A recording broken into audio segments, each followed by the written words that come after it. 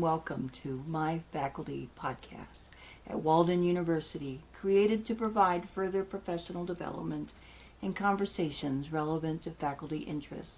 This podcast is brought to you by the Office of Research and Doctoral Services. This is Lee Statlander, and with me today are Sri Banerjee and Leilani Jelsad. So why don't we have you guys introduce yourselves? Sri? Hi, I'm Dr. Sri Banerjee, core faculty for the College of Health Sciences. I have roughly 20 years of experience in the discipline. Got my start in medicine, and then now teach and also serve as chair and committee member for dissertation committees. Thanks. Leilani? Hello, I'm Leilani Jelsad, and my background is in psychology research as well as educational research, and I serve as the chair of Walden University's IRB, and I mentor studies in psychology and education. So we're going to talk about ensuring survey validity today. So Sri, you want to start us off with what are we talking about when we say that? Sure, thank you, Lee. So when you're first starting to try to determine how precisely you will study a research phenomenon, a lot of times it's not easy to clearly determine how you'll do so. So, for instance, one phenomenon mental health in mental health was anxiety that I recently completed a social change grant on. And so to characterize that, we had to go through a process to try to determine how to study anxiety through proper instrumentation. So in a nutshell, the idea is what types of questions that you'll ask, what are the right types of questions that you'll ask to determine and understand a phenomenon like anxiety. Okay, thanks. So let's say you find a survey that you're interested in, Leilani. How do you go about using it? Do I need to do anything? It's a great question. And so as a researcher is locating, probably through the literature, is locating different instruments used to assess that construct. There are going to be there's information in the articles themselves about the affiliation of the creator of the measure, and in some cases there would be an explicit statement about maybe a company that owns the copyright to this measure. Now, I have to say that this is a caveat. Some fields are more likely to have a licensing process for a measure than others. I think we see it the most in psychology, but more and more in the business domain. We have quite a few students and faculty researchers who do research with Myers-Briggs measures or Mind-Garden measures. And these are very commonly used in the literature, and they're not available for free. Just because you can read the questions in a published article doesn't mean you're allowed to use the instrument for free. And so it's the responsibility of the researcher to understand what are the terms of use. And so you can look in the articles themselves. I haven't yet seen a research article where it was completely ambiguous. Now there's some background, and this is covered as part of the ethics review for each study as it goes through the IRB review. Traditionally, this is not part of some institutions' IRB review, but at Walden, we view it as very, very critical that our researchers are observing, copyright and intellectual property principles. And so the US Code does allow for researchers to use some assessment instruments as long as commercial gain is not sought. and as long as the original source is cited. And that is going to cover probably 98% of instruments used in the social sciences. And that just means you look to the article itself, and in some cases you might have to go to the it's not cover page, but the part of the journal itself. If it's an online, to be honest, I'm not sure how you look for it. I think you have to look for the terms of use. It's one of those things that's usually in the fine print. And if you're having trouble figuring that out, our librarian can definitely help you locate that information. And it will often say this can be reproduced and used for academic purposes. Then you're good. And that means it's in the public domain for use for academic purposes without any special permissions. And so that will meet the ethics requirement for Walden. Any researchers are encouraged, if they are, especially, because part of their lit review is to make themselves really, really current and knowledgeable about all of the research going on right now, they may wish to reach out to the original author and, let them know of their intention to do a study with that instrument. And in some cases, the original author is interested in the researcher's current study, and they're, maybe the beginning of a collaboration, or at the very least, they may ask to, share the results later. And in some cases, a data sharing can be worked out with de-identified data, of course, where that study's data could possibly be used to do continued validation of the measure. That's obviously going to be more common when the original author is still actively doing research on that topic and maybe looking to broaden the validity of the measure with new populations that have not yet that the measure hasn't been used with yet. So there are lots of good reasons to reach out to the original author, but in many cases the original author cannot be located, or that person is deceased or retired. And so there are lots of situations when it just isn't feasible to reach out to the original author. But in terms of what is actually required, I think this is where you really, if you're a dissertation student, for example, you would lean on your content expert on your committee to help you really understand, is this a licensed measure? Is this something that, and let me say a little bit more what I mean about license. For example, the Beck Depression Inventory. And I don't know, Sri, when you were doing your lit review, did you come across any anxiety inventories that required a licensed psychologist or a licensed doctoral level researcher to use it? Right, Leilani, right. So when I was looking at the coronavirus anxiety scale, it was actually part of a Creative Commons shareable alike license. So the idea was it stated the citation that needed to be placed in order to use the instrument, the previously validated instrument. Okay, and in that case, they did not require that the user have a doctorate or have a psychology degree or a license of any type. Not in that specific situation, no. Okay, so yeah, that sounds like an example of where the creators thought about this from the beginning, and they provided a specific citation that they require future researchers to cite in any material or any findings that are published using this measure. So that's why I say the terms really vary, and they're set by the copyright holder, which is unfortunately can be ambiguous sometimes. It's usually the author, it is not the journal that publishes the material. And in some cases, like I said, it's ambiguous because it might be a company like Mindgarden or the Myers-Briggs Foundation. And so that's where a content expert, you have to do some research before using a measure that you find, and to not assume that just because it's published that it's available for use. And you, like I said, you will usually see a notation that this instrument must be purchased through the Myers-Briggs Foundation, for example, or through one of Pearson assessments or one of those ones. Now back to the issue of licensure. In most cases, for some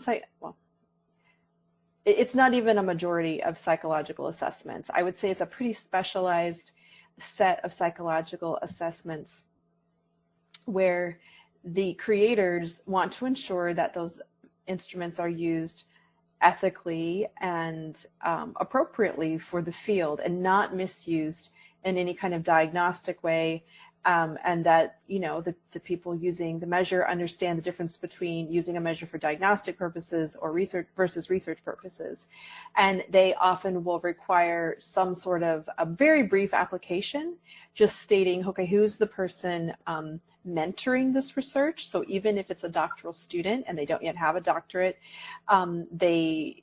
and sometimes the application to use a certain measure might require the doctoral student to describe what assessment courses they've had. I mean, this is a more extreme example, or even just to state who their mentor is. And I believe in some cases they ask for a license, and that would be for a more of a diagnostic tool. And most of the time, you know, these measures that are psychological measures, they come with a manual that clearly lays all of this out without this kind of maybe sometimes, you know, it's going to be clear for that specific instrument in the manual for that instrument, which is usually a pretty substantial document with all of the norming for that instrument and,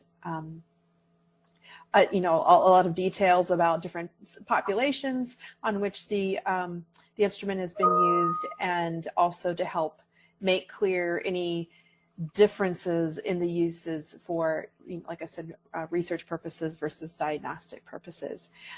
So I know that sounds really complicated, but let's say for a doctoral student, it would be important to pay attention to the place you get the instrument from. So make sure you save that article and read it very closely to find out if any terms of use are described. And then another next step is to just look up that person who's the lead author and just find out if they're still at that institution listed as their affiliation. And then you might consider a brief outreach to them just to say, I mean, for a measure that I created 20 years ago, I still get emails of just people saying, I'm using this measure and I'm just letting you know. And I say, thank you. I love to see the results. I'm not granting any sort of permission. But it is one of those collegial best practices in most of the social sciences anyway.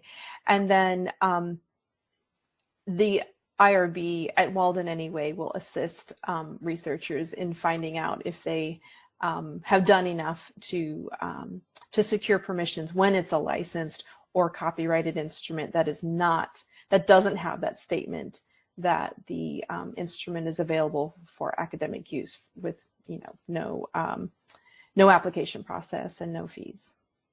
It's often worth searching on the web for that particular survey, and sometimes you can find it online and they'll have instructions on how to get permission and that kind of thing. Exactly. Right. Okay, so I'm sorry, who was going to talk? I was going to also mention, but Lee, did you want to ask the question, or? I was changing the subject, so if you have something else. Oh, okay. Yeah, as Leilani was mentioning, I was also thinking about when looking for a proper survey instrument, a lot of times, you know, in order to adjust your research topic to what you're looking for, a lot of times you might want to think about changing the question. But when you do so, a lot of times the phenomenon that you're studying, for instance, if it's anxiety, there's a set of questions that may go together. So you have to be careful. If you do make any sort of changes and alterations, in addition to permissions, you also have to be careful that the consistency is still maintained. So there are certain internal validity tests like Cronbach's alpha that you can actually look for, and even if you're deciding to make certain alterations, you can also conduct certain pilot studies initially, and given the permission, and then see if there's consistency still there. And also just thinking about as Leilani, as you brought up the Myers-Briggs and how it's important to maintain that survey instrument when you're implementing it within a research study. I was thinking about a research study that I initially planned and actually went through, and this was in a different institution where I went through the IRB approval process. And at that point, the cost and everything, I was not aware that you would have to actually pay for the instrument in order to actually implement it. And IRB did not comment, or so. So I had actually gone into more of the planning without being advised about this. So the lesson from that one place where I did not quite know all the information is that know all of your information. Make sure that you get all of the permissions as Leilani described, and to anyone that is looking to create their own instruments, make sure to use proper validity constructs. So let's say I run across a survey that I like, but some of the questions don't quite work for my particular sample I want to use. So I want to modify it. What steps do I need to consider, and how many people do I need to use in order to validate it? I could say a little bit about this from a pragmatic perspective, and then maybe Sri would want to say more about the tests and the analyses you might do to confirm that it's still a valid survey. So from a permissions perspective, let's say you find the perfect measure and it's looking at something like, college students' self-efficacy. And it's focusing on nursing students, and you want to focus, you love that measure. It gets right at the constructs that you are focusing on in your study, but you want to use it with education students who are training to be teachers. Oftentimes, a researcher can adapt an existing measure with proper citation, of course, of the original measure, and essentially create a different version of, in this case, it would be, a self-efficacy measure in college students in education. And so it's a entirely similar constructs, but it is a different measure. And it would be careless to just assume that you could just plug in, the word education or teacher with nurse, right? You would definitely need to conduct some sort of pilot. And I'll throw this out there and want to give a caveat that it really can vary depending on the state of the field at the time of the study and the specific domain. But in many domains, I don't want to name one in particular, but I'm going to use education just for the sake of example. Let's say for the, in the field of education, if you were using a measure that was originally developed in nursing, in many cases, it would be acceptable to publish a study in which the actual research questions data set serves as the data set in which you would run the reliability and validity analyses. So it's not always necessary to do a separate pilot study, if you know what I mean. And that's usually acceptable when it's an exploratory topic and you're not really coming out and saying, I have the be all end all new measure for self-efficacy in education, but it's an exploratory step. And it's justifiable, I think, in some cases to move in that direction and build off of an existing measure. Most of the time, doctoral students are going to be highly discouraged from creating their own measure from scratch, because creating a measure and validating it is usually several dissertations in itself. Like it's several major studies to create and validate a measure. But when you're working from a previously validated measure and tweaking one fairly small aspect of it, that could be considered, building on the previous literature, and that's certainly not discouraged. And in those cases, the researcher is going to really want to make sure they have a strong background in testing and test development and assessment and instrument development and a very sophisticated understanding of the statistical tests that would need to be run in order to establish that validity. Now, I don't recommend doing that type of tweaking with any type of measure that is either licensed or copyrighted by, say, Myers-Briggs Foundation or Mindgarden, because their lawyers will come after you. So just be aware that there are different contexts. And that's why I said you got to be careful. It's kind of field specific. And, it's the free usage of these instruments. It needs to clearly be documented that you are citing the original source and that no commercial gain is being sought. And that is where, for the research purposes, usually, let's say for a dissertation, there's usually not much commercial gain directly involved in a dissertation, but there have been some instances where the creators of an instrument or creators of even certain programs that a researcher's studying, where the attorneys came after the researcher because they didn't seek the appropriate approvals. Things to remember. Cherie, did you have some ideas as to how people could validate a modified survey?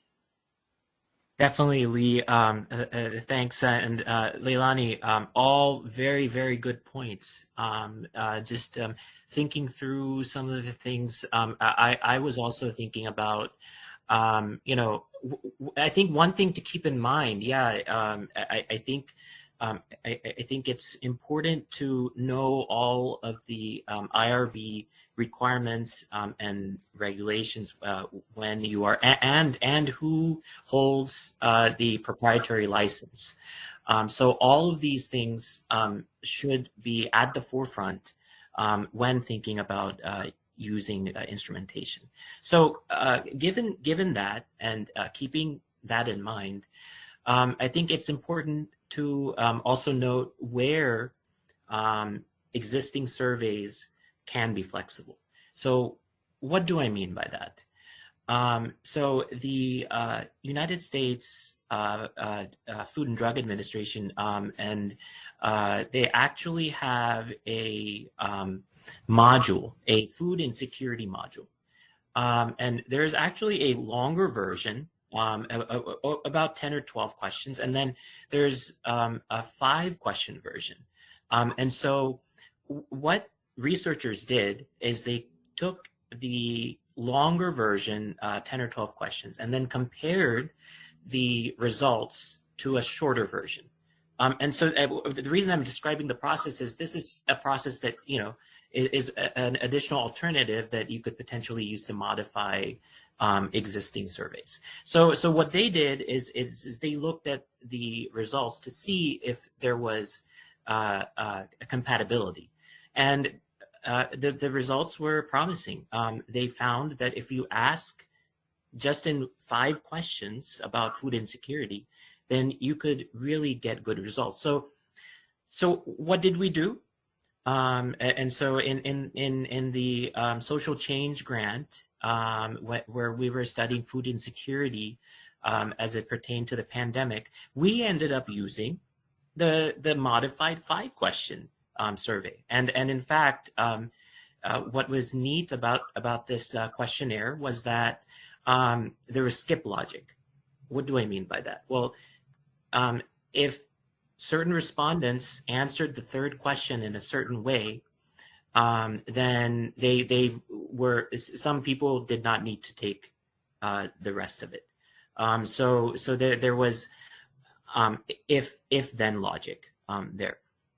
So this is an example of how, if you know exactly if you do your research, if initially you think that there's a better instrumentation that might be more efficient, then look for that. Do your research, go through the literature, and then potentially there may be a way that there is a way to compare a longer version to a more modified version. But I think all of these, all of the regulations and everything should be kept in mind. Okay, great. Did you want to talk at all about how you would validate a particular modified survey? Sure. So it's a little bit more about modifying modified survey. So one way is to compare the results of a modified version to the results that already are yielded through a previously validated instrument. So if you compare those and see how well what one version performs against another, then this can be a way to test for reliability. So there's different types of reliability and validity, and these are tests for internal validity that you can look for. And there's quite a few, but the whole idea is to look for consistency, look for internal validity, make sure again that the items that are measuring a certain phenomenon, like anxiety, when you change one of those, make sure that it doesn't change the whole construct and what is being measured.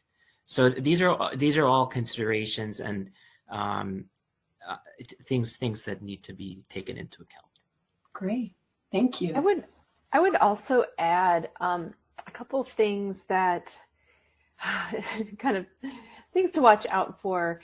Definitely, there should definitely be caution exercised in adapting a measure, and the researcher needs to be very sure that they've at least really try to do a thorough search and that they aren't unnecessarily creating a new measure or adapting an existing measure just because they haven't found a measure that's perfectly good that's out there. That's one of the things as an IRB reviewer I've occasionally seen, that as a researcher, came up with something and we said, why aren't you using the validated measure for this construct? And their response was, oh, I didn't know it existed. Well, no, that should have been part of the lit review. It's not something we see a lot. And it's not, that part was not really the duty of the IRB reviewer, but we just said, is there a reason why you're not using the validated measure that's other researchers have used? And it definitely should not be a way of just avoiding the cost of a licensed measure. I've seen that, or I've heard students occasionally talking about that, and that would not be a justifiable reason to create your own. And there may be times when you're going to look at some of the other types of validity that are more like face validity and convergent validity to make sure, if we're looking at college students and their self-efficacy, it should be the case that college students in education, that their self-efficacy in education maybe would increase over time as they continue through college, and that they would have higher scores overall than engineering college students. That wouldn't be unreasonable to do those sorts of tests as well. Again, it's not like starting the measure over from development from scratch from the very beginning, but it's important not to make too many assumptions when building upon an existing measure. Did anyone have anything else that they would like to bring out before we go? No, I think we've covered a lot of it. Yeah, we did. We did a great job, I think. Well, thank you guys so much. I know this is going to be really helpful because it's a question that we see in the Office of Research and Student Services a lot. So thank you so much for your input. Of course. Thank you. Thank you for joining us today for Research Talk. Our music is by audionautics.com, and I'm Dr. Lee Statlander. Today's podcast was sponsored by Walden University's Office of Research and Doctoral Services.